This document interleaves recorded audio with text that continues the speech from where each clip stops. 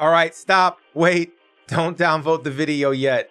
Give me 30 seconds before you say, F this guy, downvote the video and leave. You saw the title or the thumbnail and you're like, he's crazy, I gotta go downvote this clickbaity video. It's not clickbait. I'm gonna showcase the crazy improvements they made on D2 Resurrected on controller. I'm gonna show how it's even superior to keyboard and mouse in some ways, and how it's gonna make D2 Resurrected pretty damn awesome on Switch and consoles. I know a lot of you guys who wanted access didn't get it. This is a very limited alpha test. So shout out to Blizzard. Thank you for the Blizzard early access. I appreciate it. I hope all of you guys get to play very soon. I'm not going to waste any more of your time. Let's get into the video. In Diablo 2, your character can move in 8 directions. Up, down, left, right, diagonally upright, up left, and down right. That's it. You have 8 axes of direction. In most modern ARPGs, your character can move in unlimited 360 degrees. Here are some examples from Diablo 3 and PoE of a character running in circles. You can notice the fluidity of the movement. Here's Diablo 2 Remastered, following the original Diablo 2 8-axis movements, up, down, left, right, etc. And then there's Diablo 2 Remastered on a controller. Just plug your controller in, press a button, it switches the interface to the modern controller interface. And then here's 360 degree movement like a modern ARPG. It makes movement like dodging arrows and enemies so much easier. Look at the 360 degree movement, similar to PoE in Diablo 3. Look at the delay between strafing right and left using a keyboard and mouse.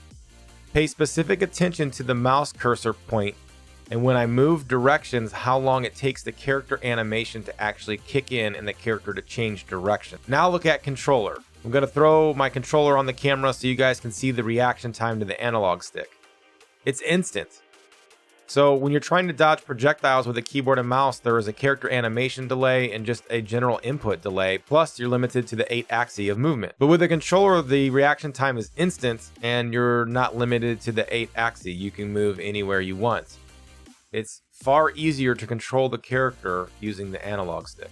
Diablo 2 Resurrected doesn't support push-to-walk. It's a pretty staple feature in most modern ARPGs. And while the old school purists may not want it in the game, an option to turn it on or off, I hope, is included with the final product, or just a key binding that you can unbind. And then also, 2-clicking spells is still a thing. And with controller, each spell is assigned a button, so there's no 2-clicking required. If you're not sure what 2-clicking is, let me explain it really quick. Let's say I want to cast Fireball. Well, first I'm going to have to hit number 1 to select Fireball and make it my active spell.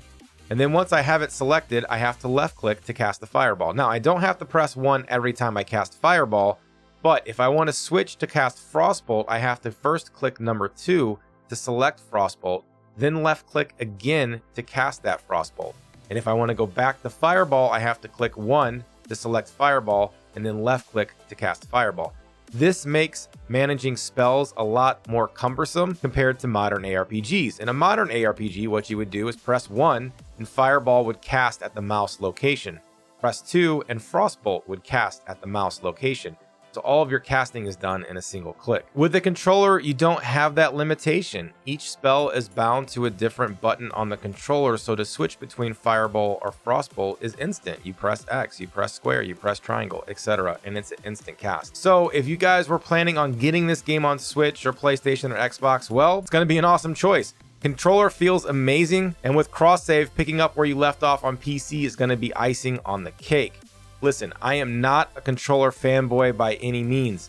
I play keyboard and mouse on every game I play if the option is available, with the exception of racing games. I have never picked controller over keyboard and mouse on a single game ever in life, but if Diablo 2 doesn't get the updated movement that controller has, well, I might play Diablo 2 Resurrected with a controller. If you guys get alpha or beta access in the future, just plug a controller in and give it a try. I'm not crazy, it feels really good. Thanks for watching the video. I hope you enjoyed the content. Don't hate me, I am a keyboard and mouse user, but damn, Blizzard did a good job with controller. I'll catch you guys in the next video. Peace.